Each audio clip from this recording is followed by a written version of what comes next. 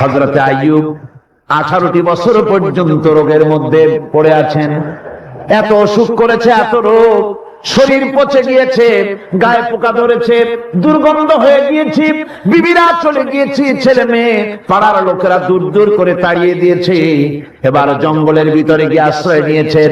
এমন অবস্থা হয়েছে, শরীর পচে পচে জিহ্বায় যখন পোকা ধরা শুরু করে দিল, হযরত আইয়ুব আলাইহিস সালাম তখন আল্লাহ রাব্বুল আলামিনের দরবারে এই প্রথমবারের মতো তিনি বললেন, রব্বুল আলামিন, আয় আল্লাহ তাআলা, সমস্ত শরীর জড়জড়া হয়ে গিয়েছে, গায়ে পোকা ধরেছে,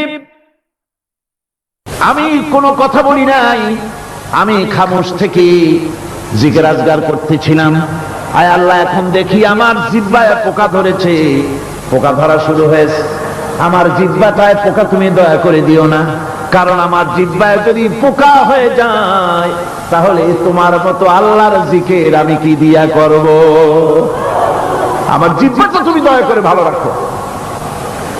কোরআনে কারীম বলছে, ওয়া আইয়ুবা ইয নাদা রাব্বাহু আন্নী মাসানিয়াদ-দুররু ওয়া আনতা আরহামুর রাহিমিন।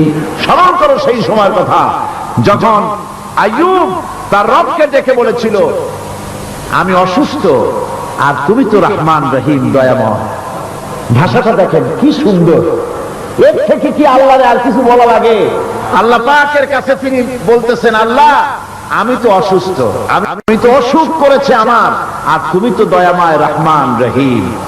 এক অন্ধ, ঈদের দিন কত অন্ধই তো আছে খয়রাত করার জন্য, ভিক্ষা করার জন্য, চতুর্দিকে ভিক্ষা করতেছে অন্ধরা। এক অন্ধ ঈদের গেটের কাছে দাঁড়ায় বলতেছে, ভাইরা আজ হচ্ছে ঈদের দিন আর আমি কিছু দেখতে পাচ্ছি না।